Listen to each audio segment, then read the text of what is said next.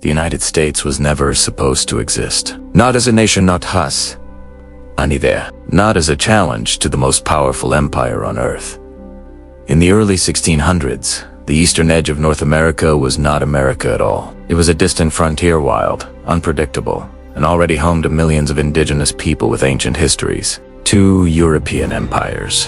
However, this land represented opportunity, wealth, power, expansion. England, late to the race of colonization, finally made its move in 1607. A group of settlers arrived on the shores of Virginia and established Jamestown. It was not the beginning of glory, it was the beginning of survival. The settlers were unprepared, the land unfamiliar. Disease spread quickly. Food ran out. Tensions with local indigenous tribes escalated. At one point, the colony teetered on the edge of complete collapse. And yet, somehow, it endured. That fragile survival would spark something larger. Over the next decades, more colonies appeared along the Atlantic coast. Plymouth, founded in 1620.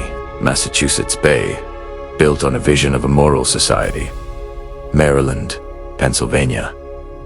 The Carolinas, each colony shaped by different motives, but tied together by one fact. They were all British. They lived under the authority of the Crown, followed British laws, and traded within the British system. For many colonists, this connection was not a burden, it was a source of pride. But life in the colonies was different. Distance mattered. The Atlantic Ocean was not just water, it was separation. Months could pass before news, orders, or supplies arrived. In that gap, colonists adapted. They built local governments, formed assemblies, and made decisions on their own. It wasn't independence, but it was a beginning. For years, Britain allowed this arrangement to continue. This unofficial policy was called salutary neglect. And grow they did. Population increased. Trade expanded. A distinct colonial identity began to take shape, not entirely British, but not separate either.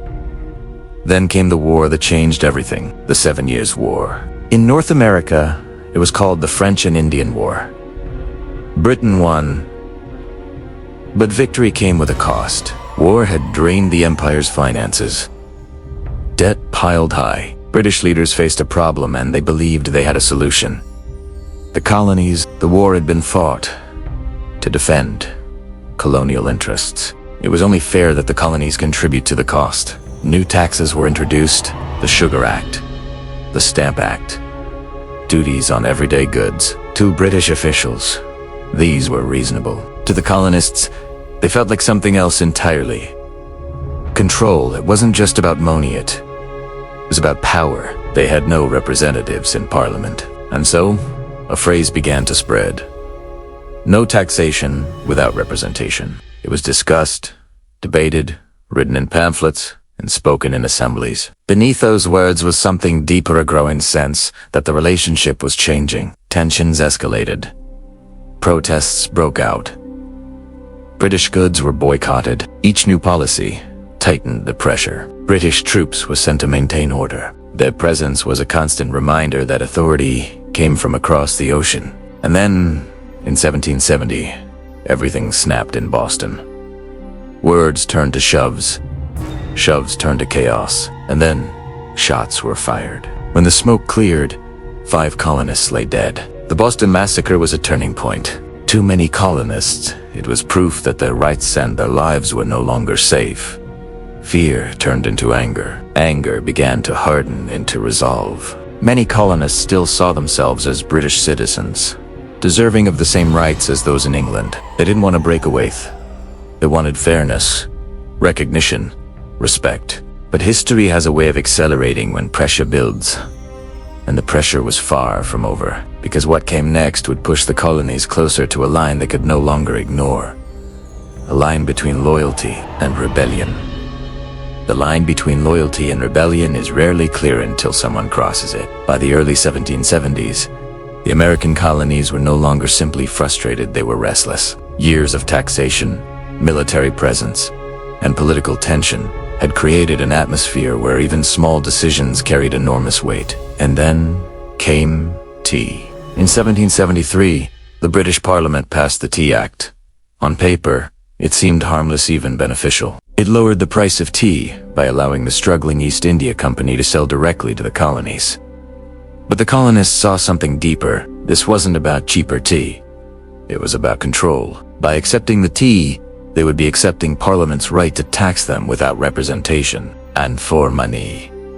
That was a line they refused to cross. So, in Boston, a plan was set into motion. On a cold December night, a group of colonists disguised as Mohawk warriors boarded British ships anchored in the harbor. They worked in silence, methodically breaking open crates and dumping their contents into the dark water below. Over 300 chests of tea disappeared into the sea. The Boston Tea Party wasn't just protest, it was defiance made visible, and Britain would not ignore it. The response was swift and unforgiving. In 1774, Parliament passed a series of laws designed to punish Massachusetts and restore order. Boston Harbor was closed. The colony's charter was altered, reducing its British officials were given greater authority, and troops were stationed to enforce it. To the colonists, these weren't just laws. They were a warning. The colonies gave them a name, the Intolerable Acts. But something unexpected happened. Instead of isolating Massachusetts, Britain's actions united the colonies. From Virginia to Pennsylvania, leaders began to see a shared threat. For the first time, the colonies began to act as a collective. In September 1774, representatives from 12 colonies gathered in Philadelphia. It was called the First Continental Congress.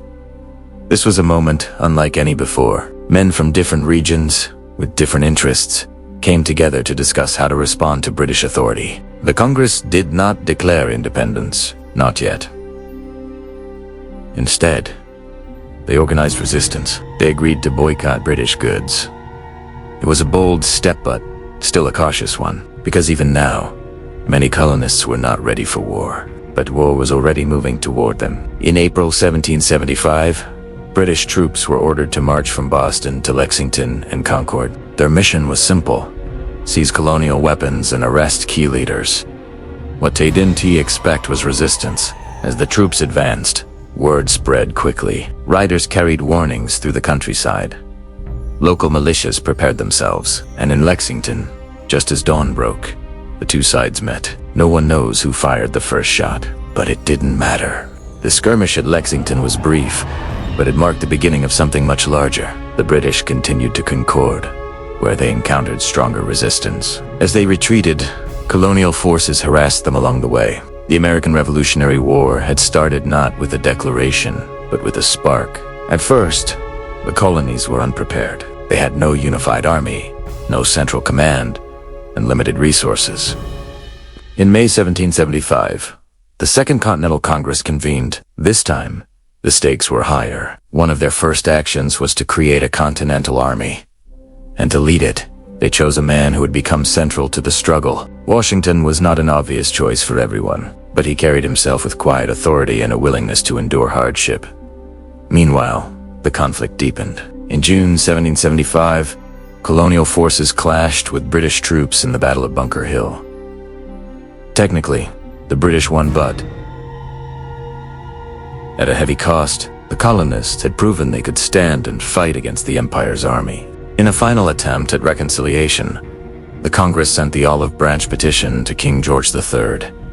The king rejected it. Instead, he declared the colonies to be in open rebellion. That decision closed the door on peaceful resolution. If they were already considered rebels, then what were they fighting for? Rebellion without purpose is chaos. But with purpose, that becomes revolution. And soon, the colonies would find the word Siadiatha would transform their struggle forever. Rebellion becomes revolution the moment it finds its voice. By 1776, the American colonies were already at war, but they were not yet a nation. They were still, in theory, fighting as British subjects demanding their rights. What they lacked was a unifying idea, a clear declaration of purpose. That would soon change. In January of that year, a small pamphlet began circulating through the colonies. It was called Common Sense. Written by Thomas Paine, its message was bold and impossible to ignore. It argued that monarchy itself was flawed. It challenged colonists to rethink their identity, not as British subjects, but as something new. The pamphlet spread rapidly through taverns and town squares. Independence was no longer unthinkable. It was necessary. By the summer of 1776, the Continental Congress moved to act. A committee was formed to draft a formal declaration. At its center was a young delegate from Virginia, Thomas Jefferson. Drawing from Enlightenment ideas, he crafted a document defining the revolution. It declared that all men are created equal. On July 4th, 1776, the Declaration of Independence was adopted. With it, the colonies crossed a line they could never return from. But declaring independence and achieving it were two very different things. The war continued, and for a long time, it did not go well. The Continental Army, under Washington, struggled with shortages and poor conditions. Soldiers went unpaid. Supplies ran thin. Morale wavered.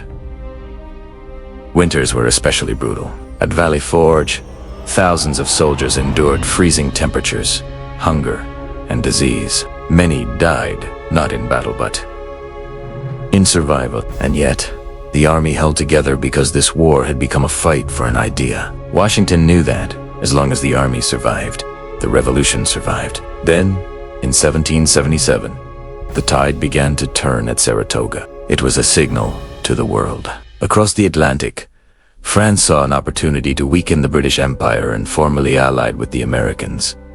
French support changed everything. Supplies, troops, and a powerful navy turned a colonial uprising into an international conflict. In 1781, at Yorktown, British General Cornwallis found himself trapped by Washington's forces and a French fleet at sea.